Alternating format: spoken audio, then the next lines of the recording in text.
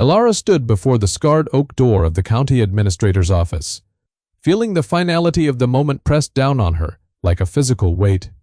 For 18 years, the state had been her parent, a cold and bureaucratic entity that provided a cot, 3 meals, and a conspicuous lack of warmth. Now on her 18th birthday, that contract was void. The door, which had always represented a barrier to a world she could not access, was now the threshold she was being forcibly pushed across. Inside, Mr. Hemlock, a man whose face seemed permanently pinched from the sour taste of other people's misfortunes, did not ask her to sit. He remained standing behind his fortress of a desk, a small stack of papers and a thin envelope, the only evidence of her entire existence within his filing cabinets.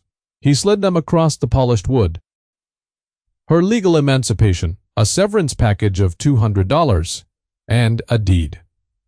"This is it, then," Hemlock said, his voice as dry as old paper. "You are no longer a ward of this state.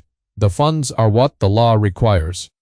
Barely enough for a bus ticket and a week's rent. If you're frugal, I suggest you are." He tapped a finger on the yellowed, brittle document at the top of the pile. "And this is the sum total of your inheritance. From your mother's side, a great-uncle, I believe, Silas Miller." The name probably means nothing to you. It did not. It was a ghost's name, a whisper from a life she never knew. The property has been in probate for decades, unclaimed. As the last of the line, it falls to you. The taxes are negligible, as the land is considered worthless. He allowed himself a small, cruel smile, a brief fissure in his stony demeanor. "It's a patch of rock and scrub up in the Whisperwind Peaks. There's a cabin, or what's left of one, sits right on the edge of Caldera Gorge. Most people call the place Silas's Folly." He pushed a single heavy iron key across the desk.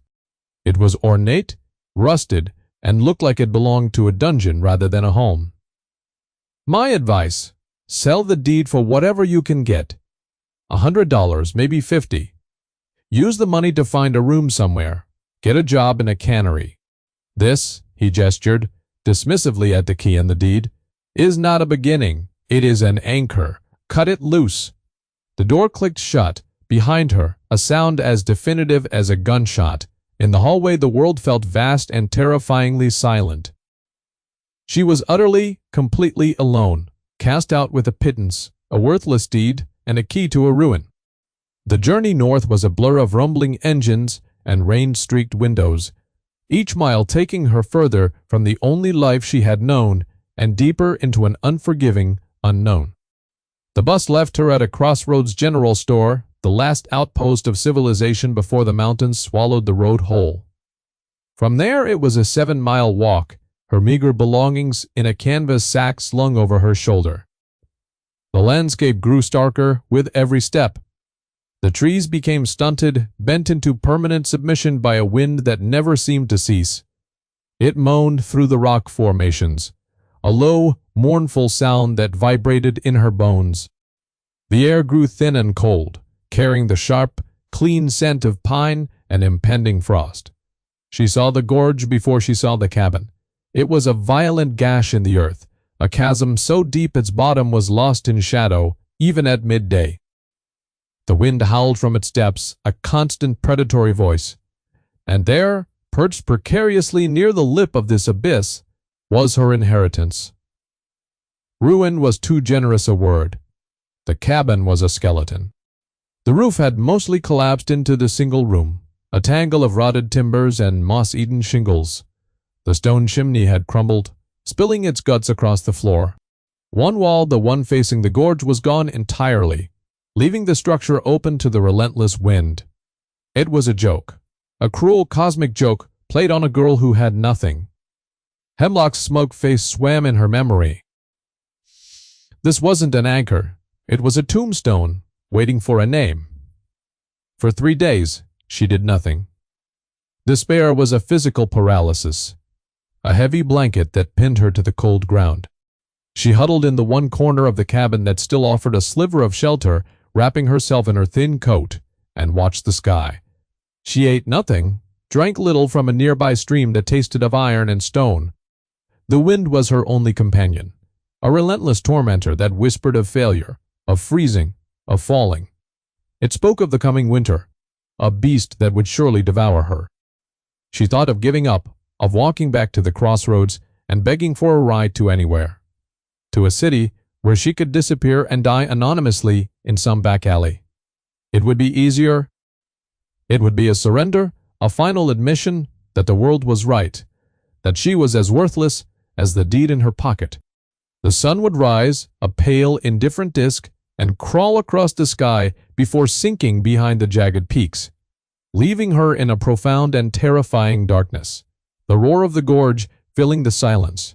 Hope was a foreign country she had never visited. On the fourth morning something shifted. The paralysis remained, but a new feeling began to curdle beneath the surface of her hopelessness. It was anger, a cold, hard knot of fury tightening in her chest. Fury at Hemlock, at the state, at the parents who left her, at the great-uncle who bequeathed her this monument to failure. They had all left her here to die. They had looked at her life and deemed it disposable. A flicker of defiance, small and fragile as a candle flame in a gale, ignited within her. As she stared at the pile of rubble that was once a chimney, a memory surfaced, unbidden. It was a fleeting image of her mother, a woman she barely remembered, tending a small pot of wildflowers on a windowsill. The memory was faint, but the feeling it evoked was not. A sense of quiet, stubborn life in a place it had no right to be.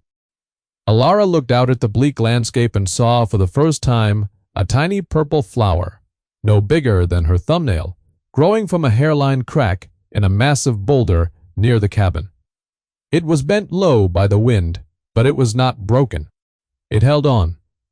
That was all it had to do. Hold on. The anger gave her strength.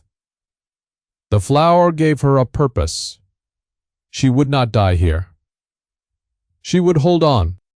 She stood up, her limbs stiff and aching, and walked to the pile of fallen stones in the center of the cabin. She had no plan, no tools, no hope of rebuilding. But she could move the rocks. It was a task. It was something to do other than wait for the end.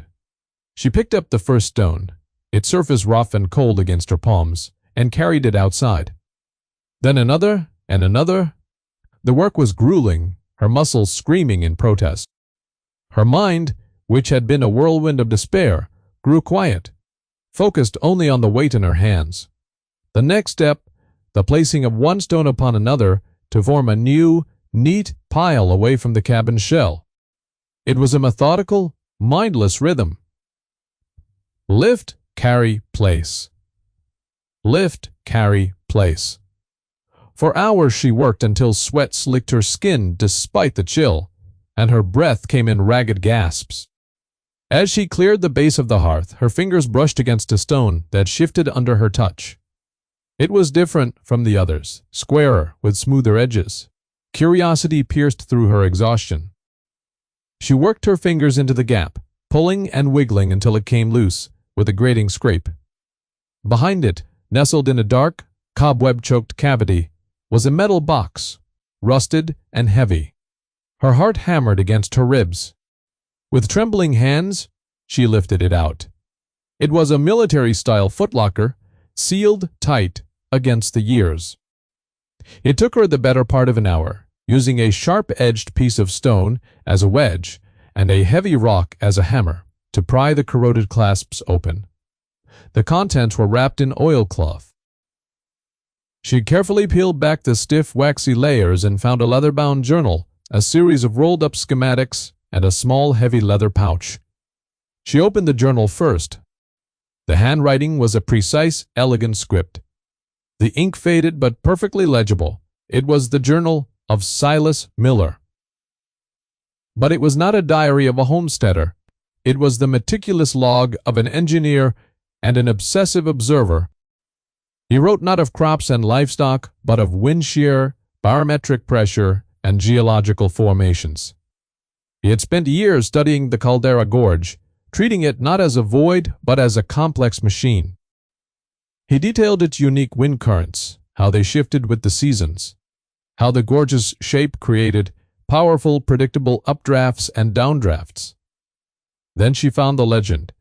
He wrote of the Phantom Wagon, an old story the locals told about an outlaw gang in the 1890 seconds who had robbed a silver shipment from the Sterling mine. Pursued by a posse, their wagon, laden with silver bars, had gone over the edge of the gorge in a blizzard. Everyone assumed it had been smashed to pieces on the rocks 1,000 feet below. But Silas didn't believe it. His calculations and observations suggested a different fate. He had identified a massive concealed ledge, a kind of geological pocket, about 200 feet down the gorge's eastern face. He theorized that the wagon, lightened by the loss of its team of horses, had not plummeted, but had been carried by a powerful gust into this recess, where it became wedged, hidden from view from above and below. He called it a miracle of aerodynamics and desperation. The schematics were not for a cabin or a barn. They were detailed professional blueprints for a massive, hand-cranked winch and derrick system designed to be anchored into the bedrock at the gorge's edge. The last entry in the journal was chillingly simple. The machine is complete. The barometer is falling. The winter wind is the only engine strong enough to provide the counterbalance I need. Tomorrow, I descend. There were no more entries. The town called his cabin Silas's Folly. Elara now understood. The folly wasn't the cabin, it was the winch. Silas had built a machine to retrieve a legend, and he had disappeared, trying. A mad, audacious plan began to form in Elara's mind, a plan born of Silas's meticulous genius and her own desperate situation. The winch, the wagon, the coming winter. It was an insane gamble, but it was the only one she had. The silver itself was secondary. The local stories always mentioned that the outlaws were prepared for a long siege, that the wagon was stocked for a full winter. Food, blankets, tools, survival. The small pouch contained not coins, but a collection of beautifully crafted, specialized gears and fittings for the winch, preserved in grease. Silas had been ready? She spent the next day locating the winch. It was exactly where the schematics showed it would be, concealed under a pile of rocks and overgrown brush 50 yards from the cabin. It was a monster of iron and timber, a testament to one man's obsessive vision. The main gears were rusted. The thick hemp rope rotted through. But the core structure, bolted directly into the granite bedrock, was sound. It was her inheritance. Not the ruined cabin, but this machine of impossible hope. Her first trip back to the Crossroads General Store was a shock to its proprietor, a gruff, weathered man named Abernathy. He had seen her walk up the mountain road a week ago, and had privately assumed he would never see her again. She placed her list on the counter.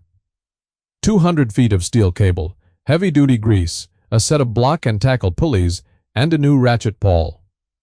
It was a list that made no sense for someone trying to patch up a cabin. Abernathy looked at the list, then at her. His eyes narrowed with suspicion. "What in God's name are you planning to do with all this? Girl, that's mining gear. You planning on digging your own grave?" Elara met his gaze, her own expression unreadable. "I'm planning on surviving."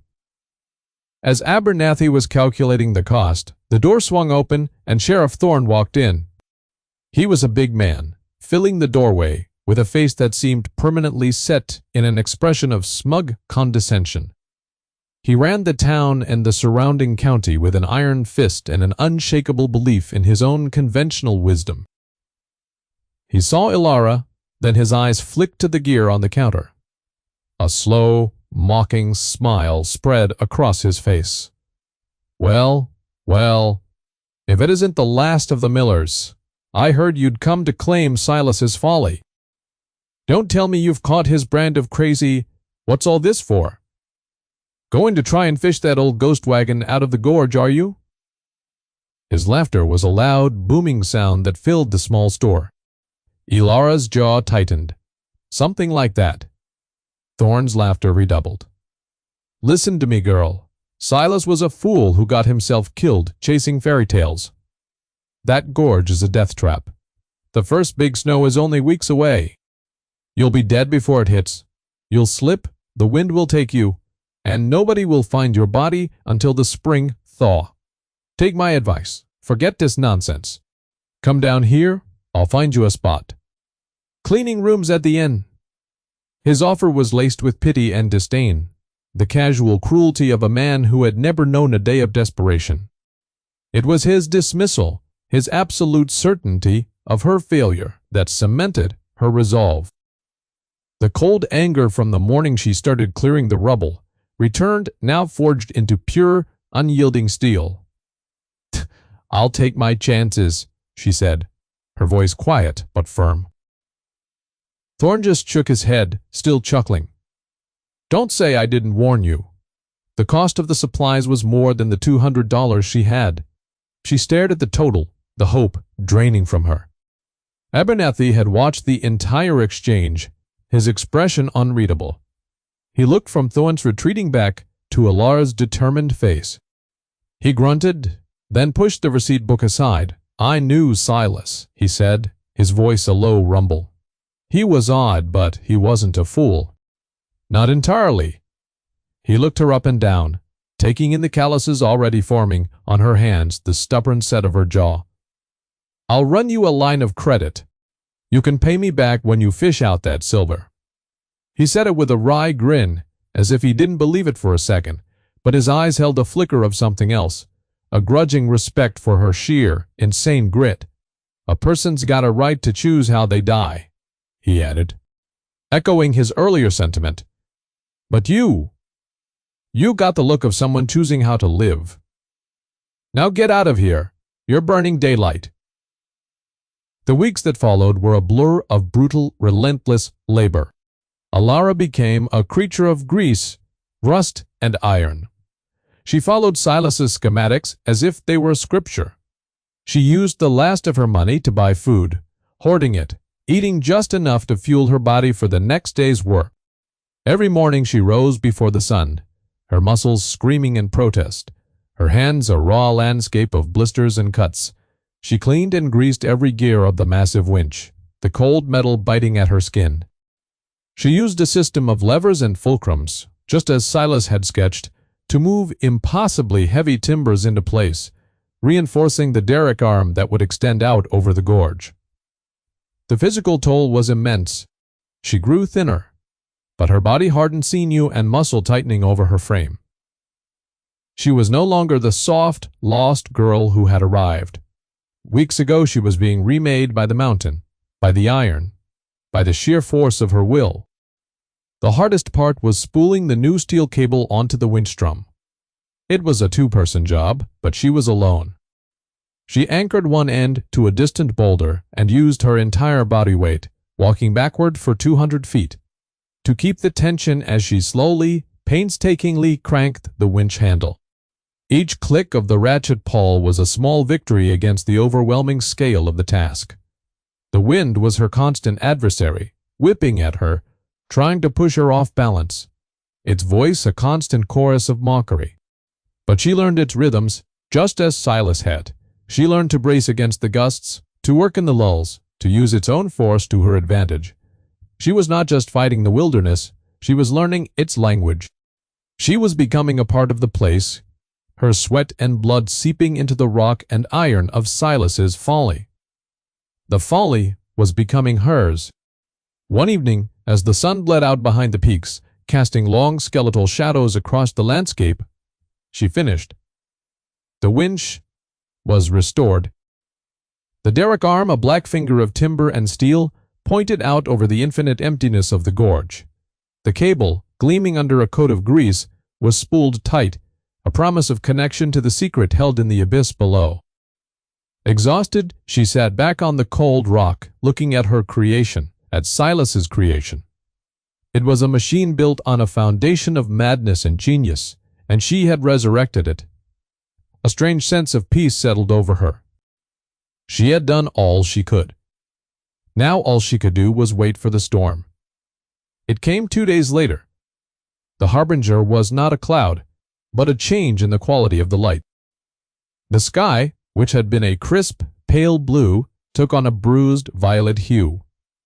The wind, once a steady moan, began to rise in pitch, shrieking through the rocks with a new and terrifying urgency. On the small battery-powered radio she'd bought from Abernathy, a frantic voice crackled through the static, warning of a white hurricane, a blizzard of historic proportions bearing down on the peaks. The storm of the century. The kind of storm that erased things from the map. Down in the town, a frantic, disorganized panic took hold. Sheriff Thorne, his authority now a brittle shell, barked orders that revealed his own fear. He directed men to board up the windows of the town hall, to double-stock firewood, to check on the elderly. Their preparations were conventional, a flurry of activity that addressed the symptoms but ignored the disease. They were trying to fight the cold, to keep it at bay with thin walls and hungry fires. They were fortifying their flimsy shelters against a force they could not comprehend. Ilara's preparations were different. She was calm, her movements deliberate and certain. She did not board up her ruined cabin. Instead, she packed a small, waterproof satchel with Silas's journal, a lantern, and the last of her food. She checked every bolt on the winch, every link in the pulley system. She was not preparing to fight the storm. She was preparing to join it. Silas's journal had been explicit. Do not fear the storm's power. Borrow it. The initial downdraft, the one that precedes the blizzard's main front, will be violent but steady. It will press you against the eastern face, making the descent stable. To descend in calm air is to be a pendulum, at the mercy of every crosswind. To descend in the storm's opening breath is to be a guided stone. It was a terrifying, counterintuitive piece of wisdom. The climax began with the first flakes of snow. Not gentle drifters, but hard stinging pellets driven almost horizontally by the wind. The world dissolved into a maelstrom of white. In the town, the power flickered and died, plunging the community into a primitive darkness, lit only by lantern light and the flickering flames of fireplaces. The wind hit their houses like a battering ram, finding every crack, every seam, turning their homes into drafty, soul-leeching iceboxes. Firewood that was meant to last a week was consumed in a day, the fires roaring as they fought a losing battle against the invasive, omnipotent cold. Fear, a cold far deeper than the blizzards, began to creep into their hearts. Thorne, huddled in the town hall, felt his authority, his entire worldview, freezing and cracking apart. His brute force, his conventional thinking, was useless against this elemental power. At that same moment, Ilara strapped herself into a rudimentary harness she had fashioned from leather and rope. She clipped it to the massive hook at the end of the steel cable. The wind screamed around her, a physical beast trying to tear her from the cliff edge. She took a deep breath, the frigid air burning her lungs, and trusted Silas. She released the winch's brake. The descent was terrifying. She was not lowered so much as pushed down by the weight of the wind, the cable a taut steel nerve connecting her to the world above. The air was a blinding, suffocating torrent of snow. She could see nothing but the rock face, blur of granite just inches from her face. But Silas had been right. The force of the wind pinned her against the cliff, preventing any dangerous swinging. It was a controlled fall, a terrifying dance with the hurricane. Then, after what felt like an eternity, her feet touched something solid. She had landed on the ledge. It was wider than she had imagined, a deep protected shelf shielded by a massive overhang of rock. And there it was, the phantom wagon. It was wedged deep in the back of the recess, its canvas cover shredded by time, but its wooden frame miraculously intact.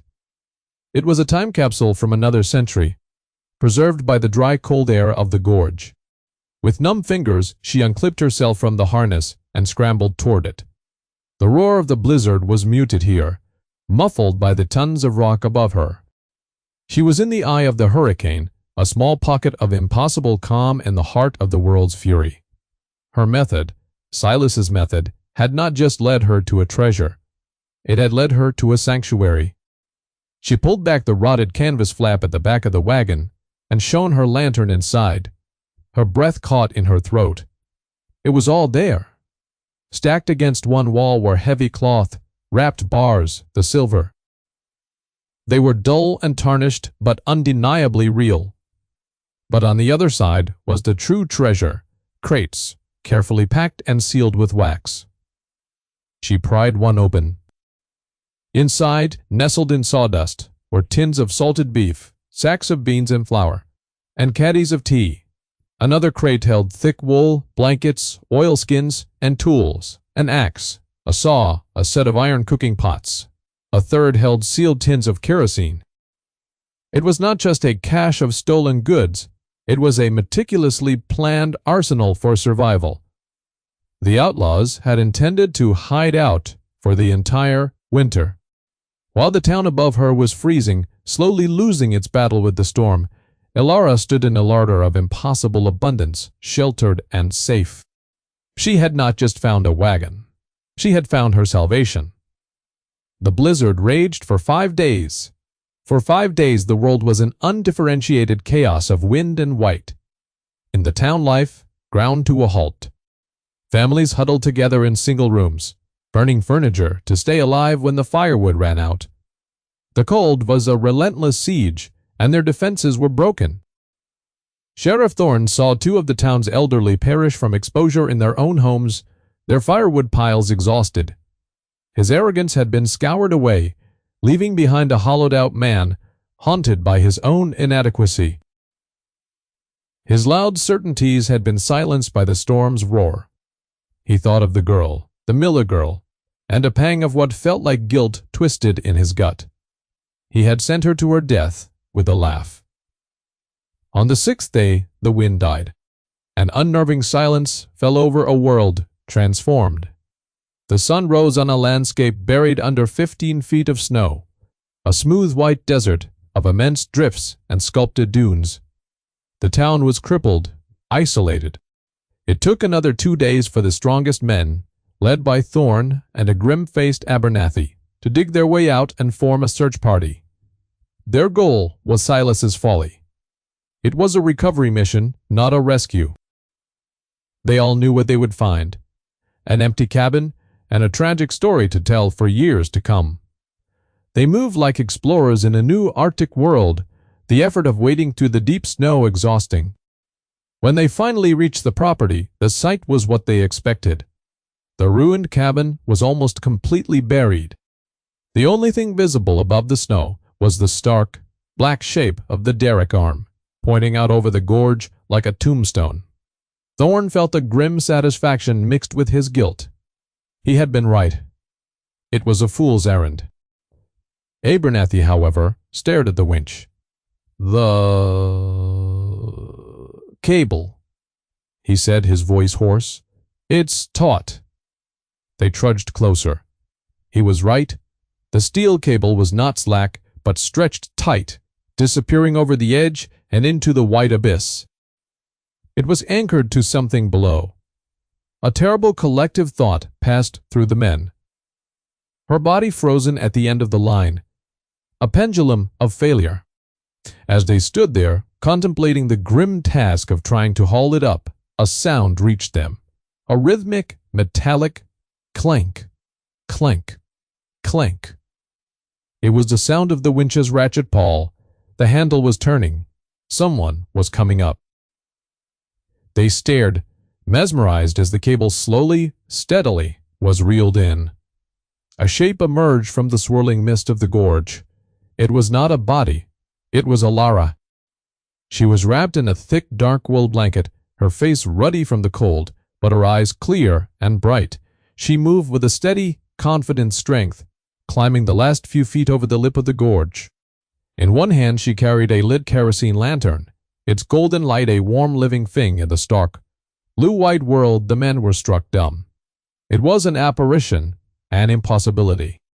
They were frozen, haggard, half-starved men who had barely survived the storm that had tried to kill them. She was hale and whole, emerging from the very heart of that storm's fury as if from a warm bed. The contrast was so profound it shattered their reality. Thorne was the first to find his voice, a choked, disbelieving whisper. "How?" Alara looked at the stunned faces, at the former sheriff, now just a humbled, tired man. She felt no triumph, no desire for revenge, only a quiet, deep sense of peace.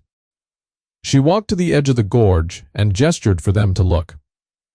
"Silas was an engineer," she said, her voice clear and calm in the still air. "He knew the wind didn't just blow over the gorge, it blows through it. The ledge he wrote about was real. The storm wasn't the danger. It was the key."